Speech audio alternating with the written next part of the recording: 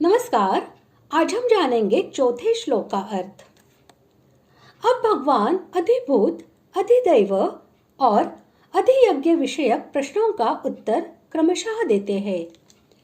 श्लोक चौथा।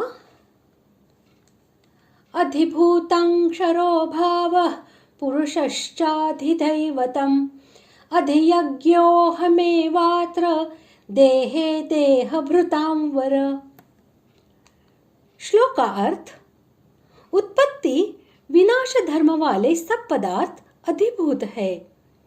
हिरण्यमय पुरुष अधिदैव है और हे देहधारियों में श्रेष्ठ अर्जुन, इस शरीर में मैं वासुदेव ही अंतर्यामी रूप से अधियज्ञ हूँ। अपरा प्रकृति और उसके परिणाम से उत्पन्न जो विनाशशील तत्व है, जिसका प्रतिक्षण क्षय होता है, उसका नाम क्षर भाव है। इसी को 13वें अध्याय में क्षेत्र यानी शरीर के नाम से और 15वें अध्याय में क्षर पुरुष के नाम से कहा गया है। यह क्षर भाव शरीर, इंद्रिय, मन, बुद्धि, अहंकार, भूत तथा विषयों के रूप में प्रत्यक्ष हो रहा है और जीवों के आश्रित है, अर्थात जीव रूपा चेतन परा प्रकृति ने इसे धारण कर रखा है। इसका नाम अधिभूत है। 7वें अध्याय में भगवान अपरा प्रकृति को भी अपनी ही प्रकृति बतला चुके हैं। इसलिए यह क्षर भाव भी भगवान का ही है, अतएव यह भी उनसे अभिन्न है। भगवान ने स्वयं ही कहा है कि सत असत सब मैं ही हूँ। पुरुष शब्द यहाँ प्रथम पुरुष का वाचक है। इसी को सूत्रात्मा, हिरण्यगर्भ, प्रजापति या ब्रह्मा कहते हैं। जड़ चेतनात्मक संपूर्ण विश्व का यही प्राण पुरुष है। समस्त देवता इसी के अंग है। यही सबका अधिष्ठाता, अधिपति और उत्पादक है।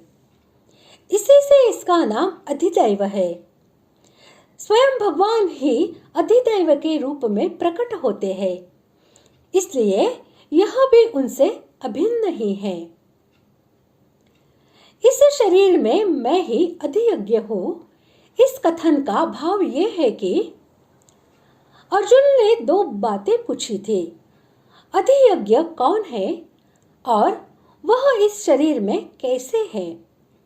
दोनों प्रश्नों का भगवान ने एक ही साथ उत्तर दे दिया है। भगवान ही सब यज्ञों के भोक्ता और प्रभु है और समस्त फलों का विधान वे ही करते हैं। इसलिए वे कहते हैं कि अधियज्ञ मैं स्वयं ही हूँ। यहाँ एव के प्रयोग से यह भाव समझना चाहिए कि अधिभूत और अधिदैव भी मुझसे भिन्न नहीं है। भगवान ने यह तो स्पष्ट कह दिया कि अधियज्ञ मैं हूँ, परंतु यह अधियज्ञ शरीर में कैसे है, इसके उत्तर में भगवान ने इस शरीर में इतना ही संकेत किया है। अंतर्यामी व्यापक स्वरूप ही देह में रहता है। इसीलिए श्लोक के अर्थ में अंतर्यामी शब्द जोड़कर स्पष्टीकरण कर दिया गया है। भगवान व्यापक अंतर्यामी रूप से सभी के अंदर है। इसीलिए भगवान ने इसी अध्याय के 8वें और 10वें श्लोकों में दिव्य पुरुष तथा 20वें श्लोक में सनातन अव्यक्त कहकर 22वें श्लोक में उसकी व्यापकता और सर्वाधारता का वर्णन किया है। 9वां अध्याय के चौथे में भी अव्यक्त रूप की व्यापकता दिखलाई गई है।